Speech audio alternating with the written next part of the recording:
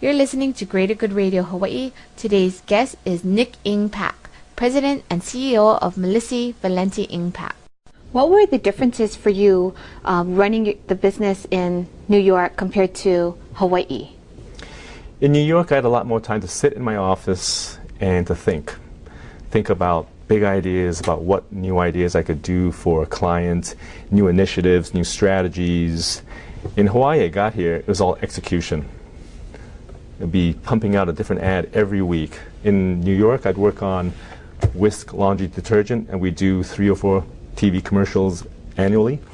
And the rest of the year would be just servicing clients, taking care of business, calling on them, socializing, and thinking. Over here, we'd be doing another ad every week. Because the difference in markets is New York, the media dollars is expensive. It only goes so far. In Hawaii, media is relatively cheap, actually. Production is a lot larger ratio of the budget. And because of the size of the market, the kind of market it is too, we do a lot more ads here, produce a lot more ads. Okay. I want to go back a little bit because you did mention that you had a talk with your supervisor who laid out a plan of what was going to be your future like with the company.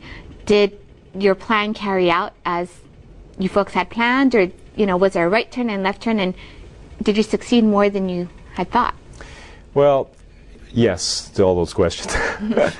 My supervisor basically told me that, well, when I started working at the agency, I was working in a department called National Accounts.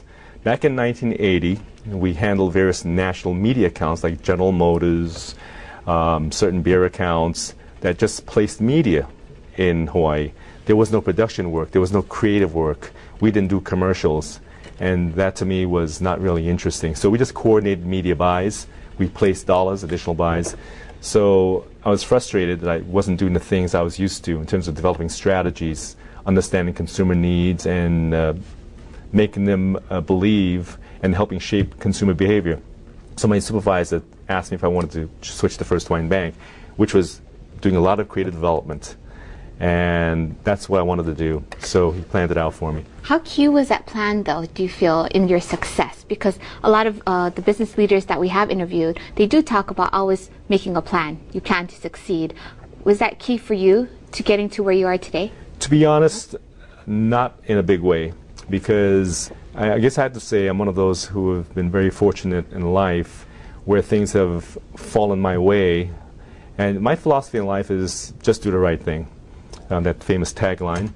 But it really does work. You just do the right thing, keep your nose down, head in the right direction, do the right things, treat other people well, and they'll take care of you.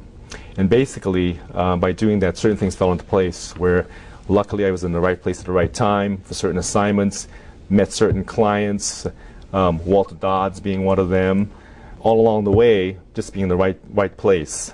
So planning, I never expected to be running a company. I never expected to own the company. And it just fell into place where as certain things developed, I went from assignment to assignment, and it just, by fortuitous timing, I was able to get to a certain point of being able to buy the company. Did your original owners have a succession set up for you, or it just ended up that you were rising up the ranks and then you ended up purchasing the company? That's an interesting story right there, because they had a succession plan for me because I was doing well and I was identified as future leadership. However, the company was owned by a New York company at the time, and they had different ideas because at that time I was in my early 30s, and they just looked at me and thought, this kid's just too young to even consider as a future leader. So at the time, they never believed Frank Valenti or Ray Milici that I was in line to be in succession. They had their own plans made for somebody from New York to come out and run the company. What happened was, I think in 1992, unexpectedly, Frank Valenti, who was the CEO, passed away. And at the time, he was trying to position me to take over. But because of his unexpected death, it never happened. What happened was they sent in somebody from New York to try to run the company. But what happened was all the relationships that had been built before that locally, and my networking and my taking care of certain clients here, they came and supported me and said, no, Nick's the one. And long story short, after all that happened, they finally understood that they had to have somebody in place who was part of the community, who understood the community, and who could take it forward. What do you feel is key about building those relationships? Because it looks like they backed you up in a big way. Yeah. So what do you think are the most important factors to building that type of relationship with your key clients so that you'll have that type of loyalty? Well, we're in a service business, and two things rule. Number one is results. You've got to deliver results to make people happy. But number two, results being a given, is relationship. Becoming friends with your clients over time, a strong bond is built, and clients lead to other clients, especially in this town. Here in Hawaii, we hardly pitch any new business because it's all by word of mouth.